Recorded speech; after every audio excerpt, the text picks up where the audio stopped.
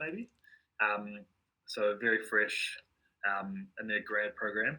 And my Salesforce journey started probably at the same time as Anders did, actually, because we're both on the same group project at university for our software engineering degrees. Um, and we found this weird, wacky tool called Salesforce that the clients wanted to work with. And then kind of just from there, it took off. And um, I think after that project, it took us, it was 2 trimesters, so 6 months maybe. And then I next year, I did an internship at ANZ, the bank, in their Salesforce team. Um, and then after my internship finished, I um, had a couple of friends that worked at PWC in a different area. They did like more financy stuff, but they were quite close with the technology consulting group. And there's a group of technology consultants that specialize in Salesforce at PwC. So after a couple of conversations, a couple of coffees, a couple of hellos, I managed to get a job as a PwC graduate consultant, but more specializing in Salesforce consulting. Awesome. And do you want to just talk a bit more about those coffees and catch-ups? Because as Yeah, casual as you made them sound, they sound like they were quite pivotal to getting the job. yeah. Well, Yeah. it's funny how like a simple coffee can kind of just take you away. But I think also being able to know some people was really good. So my friend Laura, who was in the finance consulting or the finance and economics consulting group at PwC, she um, knew quite well the manager within the Salesforce consulting space, and then just set us up for a. She set us up with a virtual hello and an email, and then from there we kind of just organised a coffee. We got a coffee down quite close to PwC, and spent about half an hour chatting about what I was looking for, what I could bring to the team, different things like that. And then from there, it led to more of a formal interview with the director of Salesforce Consultant at PwC. And he had another quick half an hour yarn with me. Kind of just said, yeah, sweet, you look like you're going to bring some stuff to the team.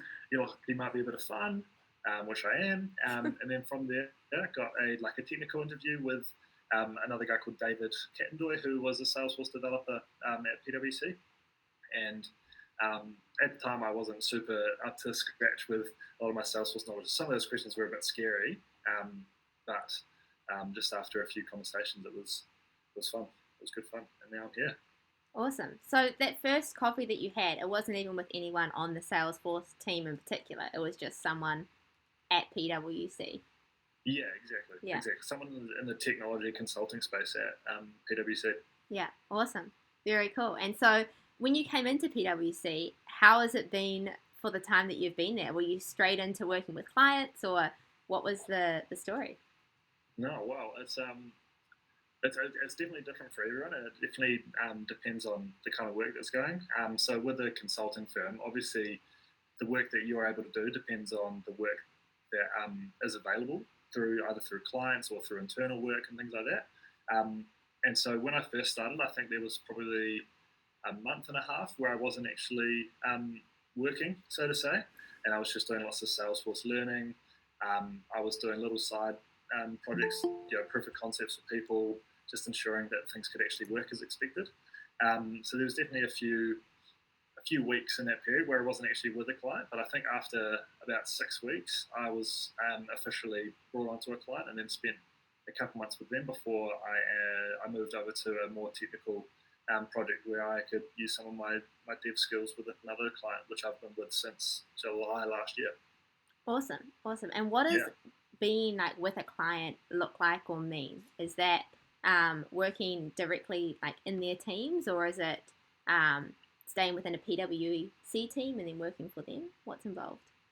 Yeah, well, so that's a great question. So we've got there's definitely a couple of different ways that you can do client work. And so within the tech space, it definitely looks more like you going into a team and joining them. So um, especially when I was with ANZ, it was my first time coming across it, is that we had, I think, 4 or 5 people from a consulting firm called Front. No, a different. It was someone. It was someone. But they come into your team and they kind of are like your fountain of knowledge, I suppose, for people if you don't have as much experience within that space, and it's really hard to try and find some of these roles. But you go to consulting firms and you bring those people into your teams, and so that's what we do with our tech consulting at PwC is that we kind of embed ourselves into a team, and we improve all the business practices across the board. We can increase productivity. We can also share our knowledge as well across the board with different teams. So especially for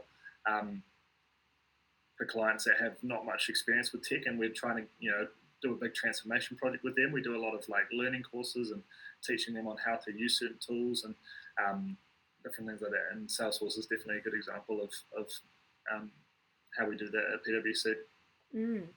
Very cool. And your team at PwC, the Salesforce team there, can you explain a bit about the sort of skills or levels that involved in that team? Awesome. Yeah. Well, so when I started, I had 0 qualifications, so that's probably a good sign for you guys. But it definitely it depends. As a graduate coming into PwC, sometimes you won't actually be aligned to a certain team.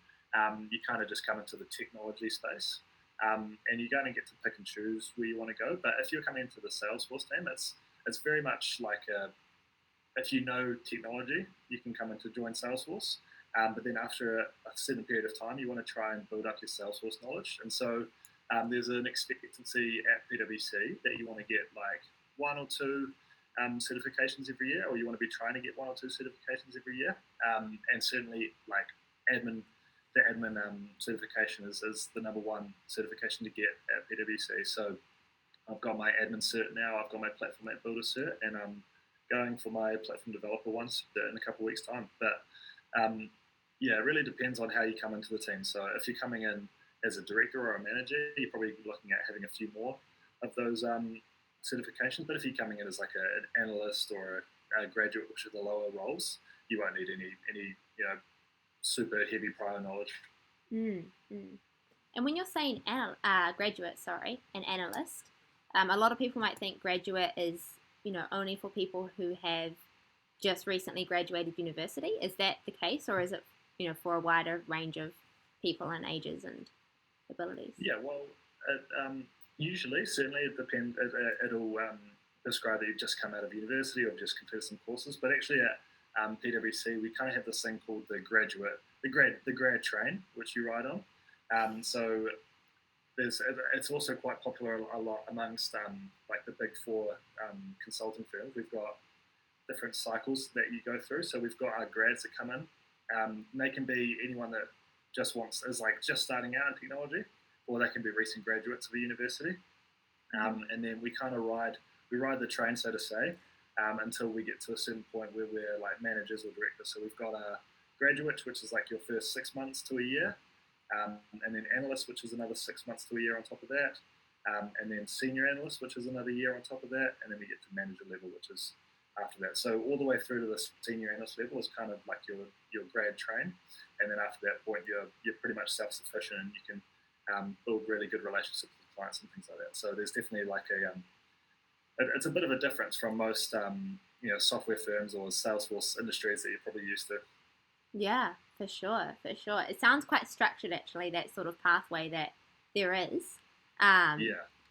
How long do you think it would take to get to? It sounds like that manager kind of level there is something that a lot of people are aiming for. Would that be correct, or?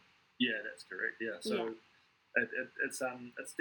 it's performance based, and so the first 2.5 years of your career at PwC, you definitely follow that structure where you go from grad to analyst to senior analyst, and that's 2.5 years, maybe 3 years in there.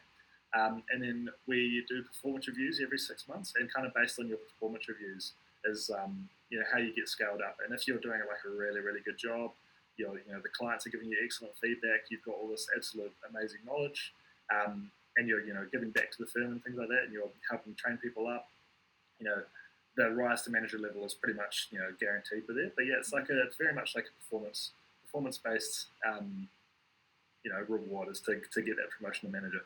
Awesome. And in terms of salaries, I know that they're going to change across the board, place to place.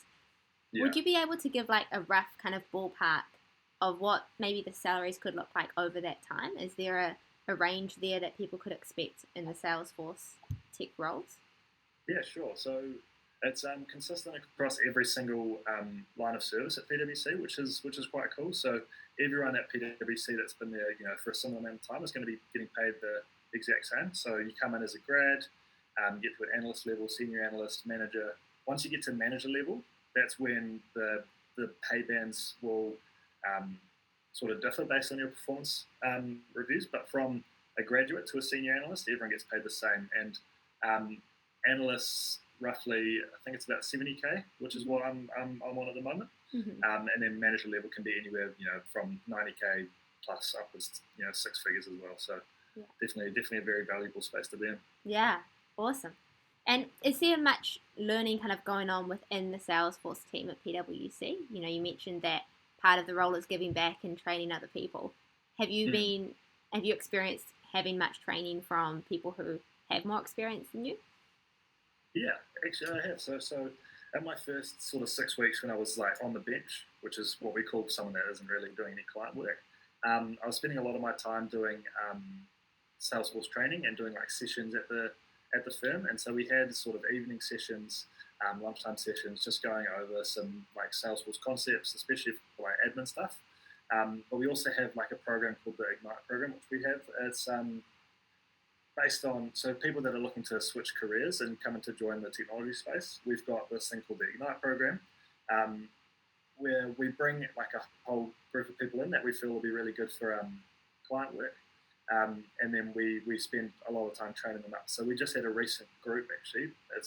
We had the Salesforce group, and there's 6 or 7 people in that group.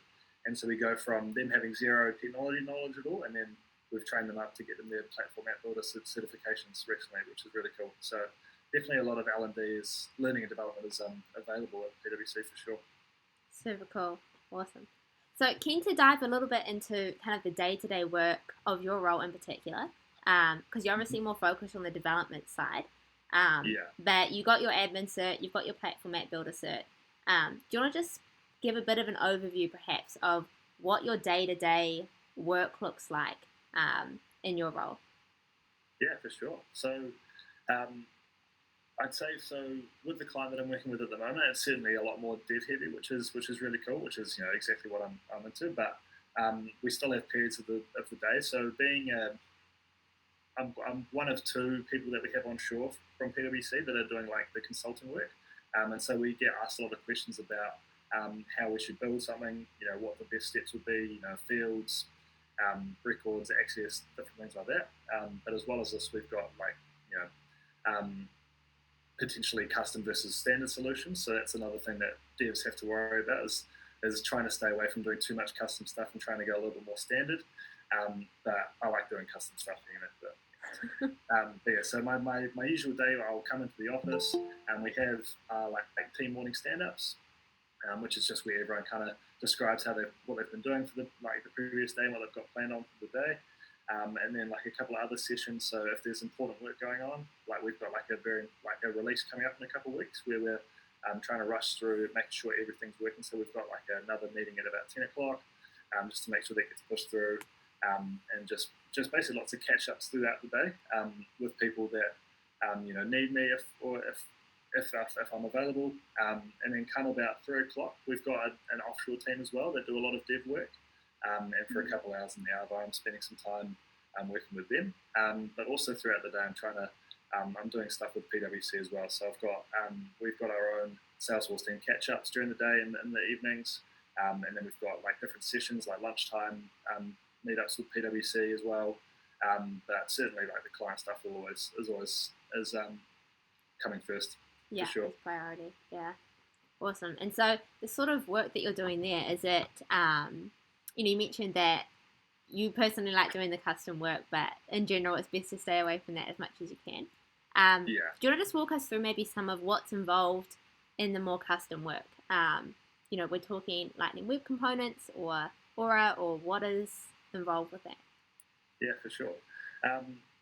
So we've got like a few different things on the go at the moment. So we've got a lot of work revolves around flows at the moment, and we're trying to do a lot of things with flows. So that's definitely some standard stuff. But we have a a lot of, because the project that I'm on has been going for 3 or 4 years now, I think.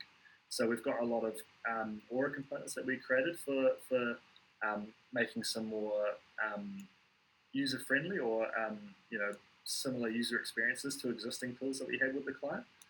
So those Aura components, we kind of put them onto record pages, and we've been using them for different, creating different objects, or we're using them to integrate with other systems. So a really cool thing that our client does is they've got a source of truth existing in a separate system, and so we've got a lot of connections between those two, using some API callouts and some endpoints and stuff, and we use Apex to control all the back-end side of things. So there's definitely a lot of confusing work for sure, especially if it's a system that you've come in and it's been going for 3 years. But like a lot of stuff revolves around connections between different systems and like Aura components and LWCs to control the front end views and stuff, which is really cool. Yeah, awesome. Did you want to just give maybe a brief description of what Aura and LWC is for people here who aren't familiar with the developer side of things at all? Sure. Well, Salesforce has got a couple of these really cool frameworks to build custom components with. So I'm sure you guys have seen on like a record page or certain things like that, you can drag and drop certain items into certain places, as well as that you can do it in flows. You can drag and drop certain fields, different things like that. So what we've got in Salesforce is the frameworks or components in LWC. So LWCs is certainly the more modern one, which is uses JavaScript, HTML, and a bit of CSS to control like a front end view of Salesforce. You can create different items, you can create different lists, different things, anything you want, basically, like in a regular page. And then Aura is sort of the older version of those custom components. It's a little bit what's the word? It's a little bit tricky to work with, just because there's a lot of different things going on. But the framework that they have for Aura components is actually quite a cool feature that they had back in the day. But yeah, LWCs and Aura components, they're frameworks that you can use to create user-friendly front-end components, or stuff that you can use in flows, pages, etc., etc. Awesome. And it sounds like you're using flows quite a bit. Would you say it's a large portion of kind of the work that you're doing is flow-based? Oh yeah. We've got it must be like upwards of 50 plus screen flows and like another 20 plus record triggered flows, just sort of all the different business processes that we have, and that's kind of culminated over the last, must be 3 or 4 years since the project's been going. So and it shows a shift away from trying to do everything in Aura components and LWCs. Yeah. Trying to use flows and screen flows to make more of a Salesforce-based interactive process for people. Yeah, and I guess kind of building on that, do you have any ideas or thoughts around kind of where Salesforce is headed, like developer-wise, moving away from code or more into this flow area? Yeah, well, I think a good example of that is in an upcoming release. I think they're getting rid of like workflow rules and process builders, which I'm sure you guys are all familiar with. But trying to transition those all to flows, but also in saying that, this LWC framework is a really cool. It's really cool for people that haven't done any Salesforce work at all to come in and sort of pick up, because it's a lot more friendly for people that are front end developers or full stack developers. But I think there's definitely a push from Salesforce to try and go more standard with their features. And so the flows, they've been adding more features to flows recently. You can do a lot more cooler things with flows than you previously could. And so there's definitely a push from Salesforce to actually get people to using standard out of the box UI stuff, which is where those flows come. Yeah, for sure. Sometimes I think of flow as like the gateway drug to becoming a developer. It's like, it's like it can get really complex in there. Awesome. Okay, cool. So then in terms of the training and the certifications kind of that you talked about, you've done the admin one, you've done platform app builder, and you're working towards the developer one.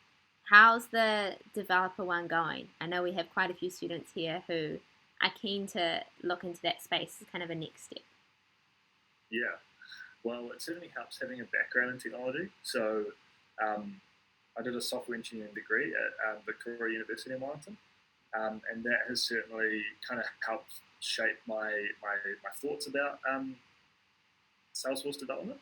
Um, and so if you do have some spare time, definitely picking up just anything programming related. The concepts are quite similar in Salesforce to Java, especially with their Apex code, and then also just doing um, some JavaScript as well is also some good stuff. But I think the platform developer courses are really good as well because they really get you thinking about um, when and where to use custom solutions. And so a lot of my time has been spent, and focus on Force doing like courses and stuff there, but also a couple of Salesforce run courses and just really challenging my mindset on how to do certain things and where to use certain custom components or where to use Apex triggers um, versus like validation rules or things like that. So it's definitely like it'll be a tricky thing if you're just going straight into platform development stuff. So certainly, admin and platform app builder and things like that are a lot more important to start off with. But yeah, some programmatic knowledge going into the PD1 courses and stuff is always really helpful. But I wouldn't say it's necessary. It's something you can definitely pick up as you're doing those courses is the knowledge of how to use certain things in programming development, things like that. Yeah, awesome. I think one of the most common questions that I get is usually, do I have to, can I just go straight into development like a platform app builder? I mean, not a platform, a developer one certification with no prior Salesforce experience. Would you recommend like doing a admin or a platform app builder first? Absolutely, yeah. If you're going straight into a platform developer course, I think you're going to be very shortchanged with yourself, and there's a lot of things that you'll learn if you understand Salesforce first before going into the platform app builders or the platform developer course, because it does reference a lot of things within Salesforce that you will need knowledge of, especially the life cycle of just software in general, as well as like I forget what it's called. When you save a record in Salesforce, the different processes that happen when you go through, validation rules versus triggers versus, record updates and field updates and stuff like that. So there's definitely, if you're going into development, you want to try and sit back and do an admin course or a platform app builder course first, and then you can try and pick up the platform developer course after that. Yeah, awesome, epic. Cool. All right, well, I think we'll open it up to questions now. If anyone has any questions, pop them in. It's good to start thinking about them now. What have we covered, Josh? We've covered getting into a Salesforce role, interviews. Actually, perhaps that would be a good one. Your technical interview, do you remember much of your technical interview or what was involved?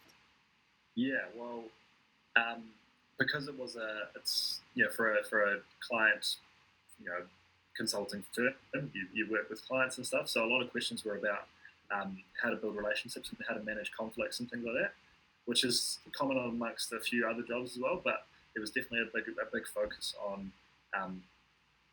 when conflicts happen, how do you manage them? Can you give an example of that? But as well as this being like more of a technical Salesforce interview, there was questions like when would you use flows rather than process builders? When would you rather use like triggers versus validation rules and stuff like that? So definitely getting a good, when you're going for a Salesforce role, brushing up on your Salesforce knowledge and having like an admin cert is really good. But also if you're going for a consulting firm or any job in general, you want to be able to answer some of those personal questions and have really good examples of times that you use things. So certainly managing conflict is a big one that I've come across in like every job interview that I've done. But other things as well, just sharing questions like that. Yeah, awesome. Did you have any other examples of questions that come up fairly regularly, whether they're like Salesforce specific or more of those personal behavioural questions?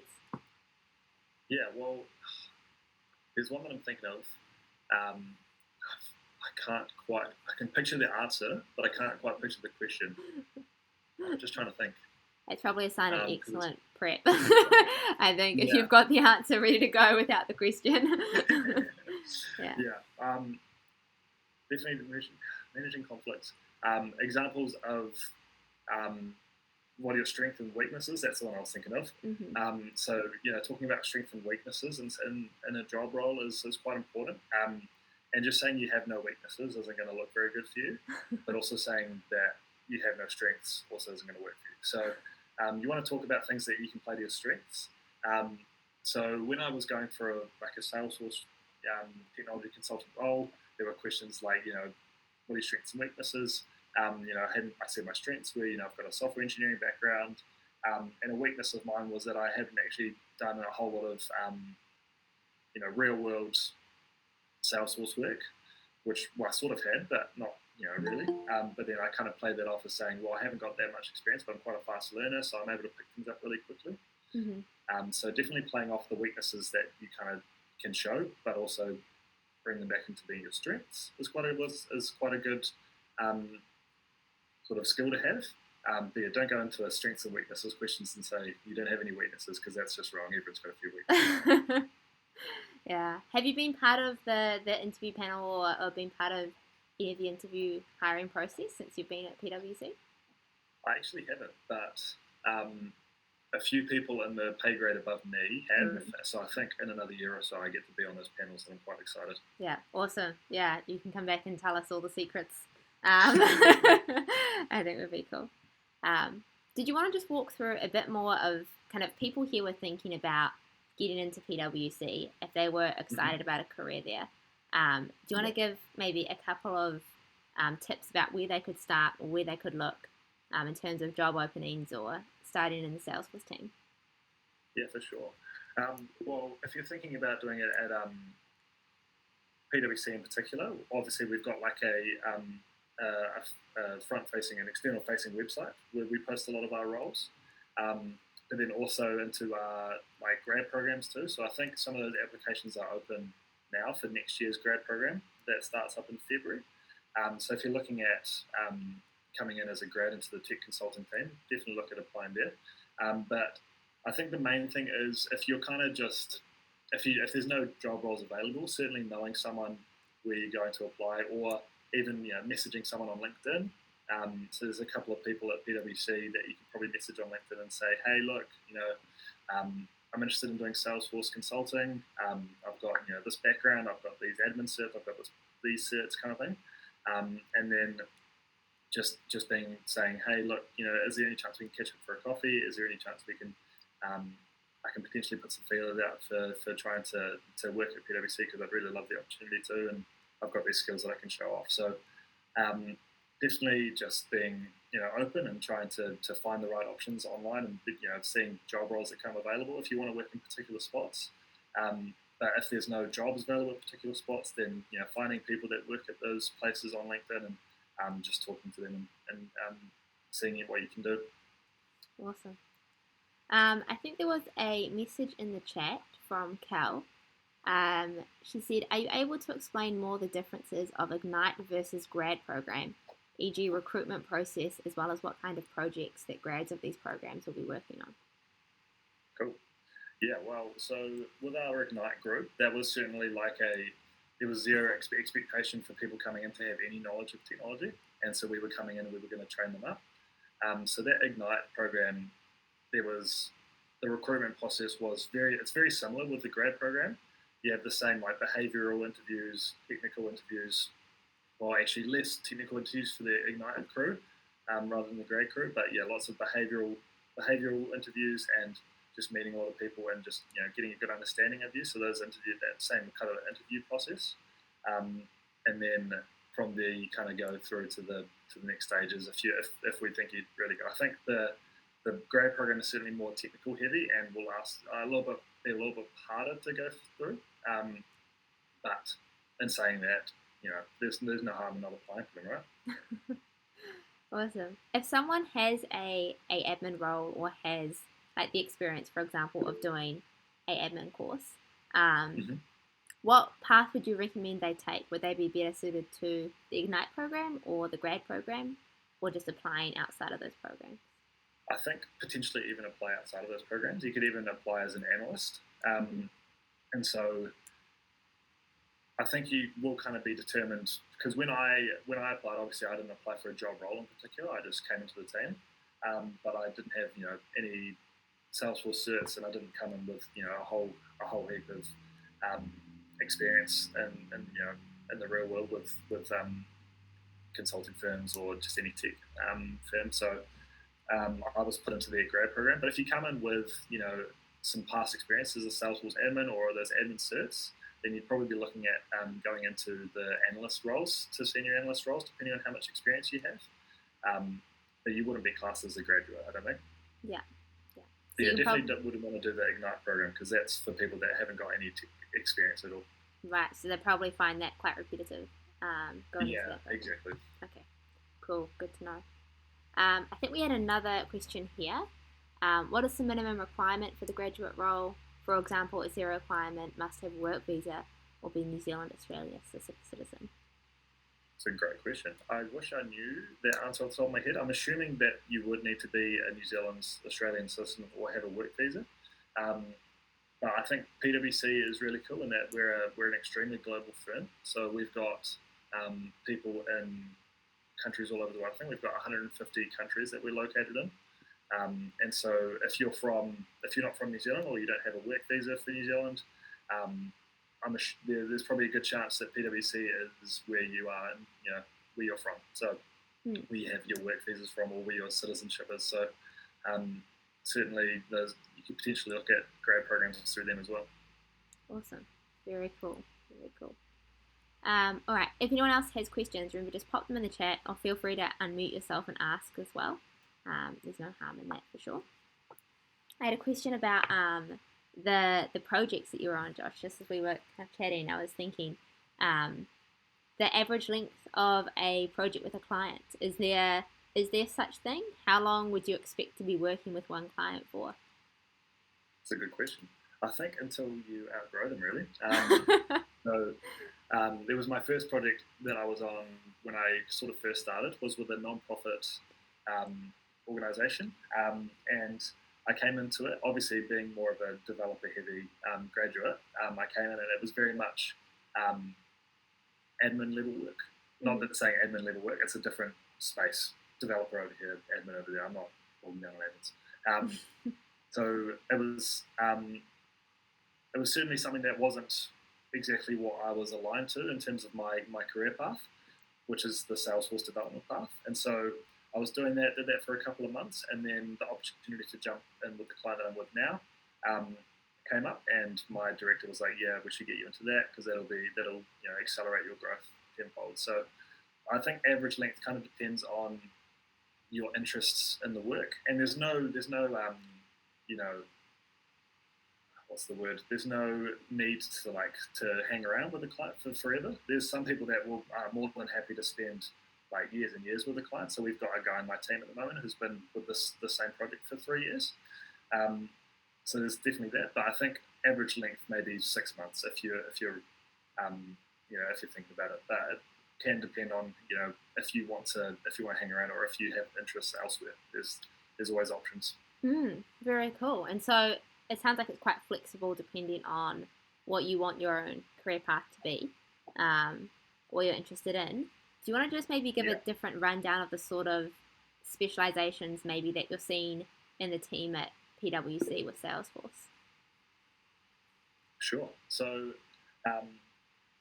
we've got I think the most popular specialization would be business analysts. So Salesforce business analysts, super valuable, amazing work that they do. Being able to have a firm grasp with the understanding of the Salesforce system, being able to translate business requirements into Salesforce solutions is amazing. So there's certainly some specializations there. As well as that, we've got Salesforce more platform app builders and admins. And so we've got Salesforce functional consultants, where they come in, they'll be designing, record pages, they'll be changing page layouts, things like that. Another thing to get into is Salesforce architects. So we've got a couple of really, really amazing architects at PwC as well, where they design the object model for a system, the security model, they're designing profiles, permission sets, they're deciding what App Exchange products we need, they're deciding a whole bunch of different things that need to go on with the system. So that, as well as that, we've also got a couple of Salesforce developers too. So business analysts, functional consultants, architects, developers like myself, and then also Salesforce product specialists. So we've got a couple of people that are really good with MuleSoft, a couple of people that are really good with like Experience Cloud, Health Cloud, Nonprofit Cloud, a few other different things as well. So there's certainly sort of areas that you can specialize in. But yeah, the most valuable ones will be those BAs, architects, functional consultants, developers, the big four. And I imagine that starting in one of those kind of those four roles that you just mentioned is probably a good way to find out if you are interested in a product specialization, right? And then you might be able to follow that. Yeah. I think I saw a question in the chat. Yes. From Daniel there. I'm interested in going down the consulting path. While you've been working as a consultant, how many different clients projects were you working on, and was it hard to keep up with each client's needs? Great question. So, yes, Daniel, I've had 2 clients now, and one of them was 2 months. The other one I've been on since July last year. I think there's definitely been like a challenge at times to keep up with client needs, but I think I've been quite lucky in the fact that my client is very much like you're at 8:30 to 5, you're nothing more, nothing less, just do what you can in that time and work through it. But there is definitely like a bit of like a inkling myself to try and do a lot more work, to try in my spare time to try and keep up with things, to get good performance reviews, to make the client happy. So I think in terms of being able to keep up with the client's needs, just depends on how what the length of the project is, and the work that I'm doing it's kind of like a not ending project. It's a continuously renewing contract that we have with our client, and so there's no like end, so to say, which is really good. It's just we're just meeting, we're incrementally improving their Salesforce solution. But yeah, I hope that answers your question. Do you find that often people are working on with like more than one client at a time, or is it typically one person, one client? So we have one client to multiple people. It's kind of like a lookup relationship, a function object. Yeah. So we've got a bunch of employee objects, and we've got a bunch of client objects, and there's definitely some junction objects in between. Yeah. So we for all of our projects we've got multiple employees to one client, one contract. But there are some cases of just being one-on-one. So we have like a grad that kind of just needs to do some Excel spreadsheets and stuff, like some finance and economics, consulting work. But usually with any client, especially really, really big ones, you'll have big teams of 6 people that you're sending from yourself if you're specialising in some dev work, or if you're helping them out with some big transformation projects to assist with their thing. Yeah. But would you ever have one or like multiple employee, like PWC, for example, like yourself? Would you ever work with more than one client at one time? Oh yes, sorry, yes. No, it's all good. Yes, you would. Yeah, so the junction object does work like that. Yeah. You can have multiple things. I can have multiple projects on at once, and we have you have like a booking system where your time is booked out against different clients. And so a good example of this actually is the architect that I worked with on my first project last year. She was 80% on her big project, and then 20% on the project that we had. And so there's definitely examples of being on multiple things at once. But we do allocate our time accordingly, and you try and to make sure that you stick to those time limits that you've put on. Awesome, very cool. Right, I think there was one in the chat from Verinda who said, who said, I have seen in the job requirements for many organisations that they need an understanding of CICD Pipeline. What kind of understanding is expected, or how deep the knowledge should be about this concept? Yeah, that's a great question. I think that's definitely like more of a developer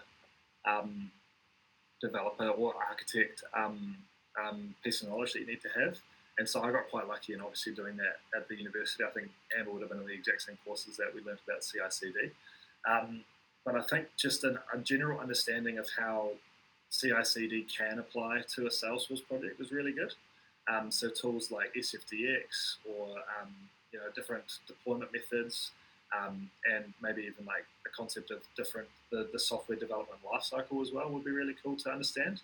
Going from development to testing to different types of testing before it gets back to development and then goes round and round, goes to production. But yeah, so I think like a knowledge of the CICD pipeline is good, but how it applies to Salesforce is probably even better if for any jobs that you want to apply for. Yeah. Do you want to just maybe run down what a CI/CD pipeline is? Because even when we were studying it, it wasn't exactly a beginner concept. So yeah, for people who are just focused on the admin route now, it's probably quite a daunting thing to learn. Yeah. Cool. Well, it's a great question. So CI/CD, it's kind of like a continuous improvement system. So CI/CD stands for continuous integration and continuous deployment, I think, right? Yeah, I think so, yeah. Sounds about right. Yeah, that sounds right. Okay. And so CI/CD, and the way that it works is that before you can release anything to a production environment or to a production instance, so even with like with like Steam or Discord or different applications that you use, there's a software lifecycle that it has to go through before it gets to deployment. And so for something like Salesforce, what that would look like is that you develop in like a Scratch org or in a full sandbox copy or things like that from your production orgs. And then you might have a few different orgs in between that you do some testing in, and then also potentially having like another couple of tools on the side. So I think at the university we used a tool called GitLab, which had some continuous integration and deployment stages in there, and you want to try and basically validate and run tests against the code that you have versus what you expect it to do. So say if I had like a bit of Apex code that or an Apex trigger that assigns permission sets to a user when they're created, I want to make sure I'm running tests against that in every different like environment that I work with or along that CI/CD pipeline to validate that every time I create a test user, that's adding those permission sets kind of thing. So it's basically like a set of steps that you want to go through before you even think about releasing your solution. Mm-hmm. Yeah, it's a way to. That makes sense. Yeah, I think lots of words. Yeah. No, it was really good. A way to test that things are working before you put them in production, right? Yeah. It's kind of the most basic way to do it. Yeah. Awesome. Another question. Do you get complaints from customers that the consultant is not a Kiwi? Absolutely not. Absolutely not. We have, in my team, we've got 4 people from India working with the client that we've got at the moment. Within like our cybersecurity space and our technology space, we've got an amazingly diverse team. It's awesome. A lot of people from India. We've got a good team from Southeast Asia. We've got people from South America, just different ethnicities. Anyone in the world. It doesn't matter who you are. If you've got the knowledge, if you've got the skills, if you've got the relationship ability building. There's really no issues. So clients don't complain about people not being Kiwis, which is really cool, unless they're terrible people. in which case we probably wouldn't work with them in the first place. Awesome, very cool. All right, we're coming up on time. So if anyone has any other questions, please make sure you pop them in. I'm just having a look at my notes and seeing if there was anything else that I wanted to cover. One cool question is actually about an unexpected skill that you had to learn. Was there anything that you didn't expect or that was unexpected that you found really, really useful to learn? Would you say that in terms of just Salesforce or just in general? Oh, in general, yeah. Cool. Okay, well, I think in general, always being able to have like time management locked in is an awesome thing to learn. But also being able to learn how to say yes and no at the right times is something that I've learned how to do. So there's definitely been examples of people asking too much of me, or just basically firing everything towards me because I'm there and I'm available. and it's just easy for me to answer those questions or to do work for them. But just learning how to say yes and no effectively, and still being able to express, that I'd like to do this work, or I would, but I've just got too much on my plate, kind of thing. So just being able to say yes and no is kind of a good one that I've had to learn. Yeah. Do you think there's any way that you can prepare for that other than learning it on the job? Um, Maybe. I think just having an understanding of yourself and your personal, your personal boundaries, your spaces, and your time is certainly like a good thing to understand. Obviously, knowing everything about yourself is going to be really good for the future. But I think just getting a good grasp of your personal space and your what you value, in terms of like time and things that you want to apply yourself to. So Yeah. that's a good thing for that. Awesome. And kind of speaking of time and like time management or even work management, are there any tools that you use internally? Jira, Trello, any sort of these tools to manage your time and your workload? Yeah, well, I think in terms of having tasks to do, we use, it depends on the client that you work with, and so obviously I'm with the client that I'm working with at the moment. They use Jira and Confluence to do a lot of their time tracking, and we kind of assign how many days we think a task should take, and then we track what everyone's doing and how long it should be taking versus how long it actually is taking, kind of thing. And then I guess internally at PWC, we've got like the G Suite of tools. We've got Google Mail, Calendar. We've got Kambachi as well, I think, is another thing that we've got at PWC. It's one of our software things that we're allowed to be using in terms of time management, in terms of internal task tracking, which is basically just a funny name for a Kanban board software. So, yeah. Awesome. Very cool. All right. I think if you've got any other questions, pop them in now. Otherwise, did you have any kind of last words of advice for people who are starting Salesforce careers? I just have a quick question. Oh, okay. Good timing. Yeah, jump in, Abby. Go for it. Hi, I just wanted to ask, how do you have to work with clients across different industries, and if you do, how do you find switching between them, or I guess learning about that industry, because they can be quite different? Yeah, it's a great question. Yeah, so I think the cool thing about PwC is the really broad amount of work that we do. And so currently I'm a client that's public sector. Previously I was with a client that was not-for-profit, sort of not-for-profit private sector. Well, I wouldn't call that private sector. Not-for-profit's not really private sector. But we also do have some private sector clients as well that I haven't actually worked with yet.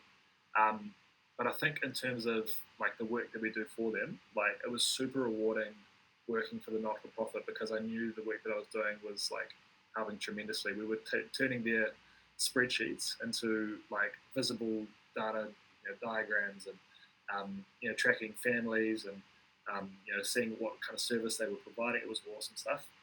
The client that I'm with at the moment, still really cool stuff. Obviously not as rewarding, because it's not a not-for-profit organisation that is clearly going to be valuing amazingly from this, but also seeing that the impact that the work that we're doing with the client, and like talking to some of their frontline staff that use the tools, just seeing like the amount of stuff that we're saving them, the different systems that they had to go in and out of, the amount of clicks that we're saving is like a really, really cool. So it's quite rewarding, definitely quite rewarding work, being able to like prove that you can provide like a solution to someone that's going to improve their day-to-day work. Yeah. Does that answer your question, Abby? Does it take a lot of time to, like when you're going into an industry that you haven't worked with before, does it take a lot of time to like understand it so that you can provide those requirements? Gotcha. No, short answer. Because the work that we do, I guess maybe for business analysts, if you're someone that needs to translate what the business needs into Salesforce, that might slow you down a bit. But in terms of like a Salesforce admin or a Salesforce developer or a Salesforce architect, basically you're going to have those requirements, and you're going to have all the solutions, from those business analysts, and then you can just put that straight into Salesforce. So if you're a functional consultant, you're going to be getting all of the your tasks from those business analysts, and they're going to be translated for you. You won't have to worry too much about understanding, the sector that you're working in. But I think working for a consultancy, you definitely want to be building your relationship with the client and understanding their business so that you can answer their questions effectively. Cool. And I imagine it's like being in a consultancy like that, it's quite nice to be able to have that separate role for a business analyst to do that translation for you. I think there's exactly. a lot of roles where you're, the admin and the functional consultant and the business analyst all in one. So yeah, that might be a bigger chunk to learn. Yeah, you definitely want to try and streamline your work. Yeah. Sorry, there's another question in the chat, Danushi. So I noticed that most employers do ask for certifications these days for Salesforce jobs. Is PWC considered volunteering and other methods apart from certification for new starters? I'm not sure what the volunteering part means, but so when you start off at PWC, there's definitely, you get some really cool L&D allowances and expenses. And so I think when I started, I was able to charge out the firm for like courses, access to practice exams, different things like that, to get up to speed to get those certifications. And so volunteering, as in volunteering at someone else's company to get them to help them build their Salesforce solution, if that's what you mean. We don't have examples of that volunteering actually, but that's really cool. I'm going to take that back to my director and tell him about that. Yeah, I think it was a question about, is there a way to get experience perhaps Gotcha. without necessarily even being hired by PWC, but a way of like volunteering your time to get experience. Yeah. Okay. So just one example of that that's actually going on at the moment is with that Ignite group. We've got like a group project where we've got a pretend client. So we've come up with a pretend client with some pretend business requirements and a pretend role hierarchy, and we're getting them to translate that into a Salesforce solution. And next week because we broke them all into different groups, but next week we've got someone from Salesforce actually to come in and judge our solutions. So that's an example of something that we've got, because we're a partner of Salesforce, and so we obviously are partnered with Salesforce, and they give us some cash flow to promote Salesforce to other people, which is kind of how our partnership works. But so we've got some really cool perks with them, which is them coming in to talk with us at team meetings, and they're coming to judge in our group project as well, which is cool. But yeah. Awesome. All right, well, I think we'll wrap it up there. But thanks so much, Josh, for your time and for coming along. Great to see some cool questions coming up. And I think we've all learned a lot about PWC, which has been really, really fantastic. It sounds like an awesome place to work. Awesome. So, yeah, thank you so much. And to everyone else, I'll see you guys around, whether it's on the current course or in other meetups or events. But, yeah, enjoy the rest of your Wednesdays, guys. And thanks so much, Josh. Awesome. Thanks, Dan. Catch you later. See you later. Thanks, Josh.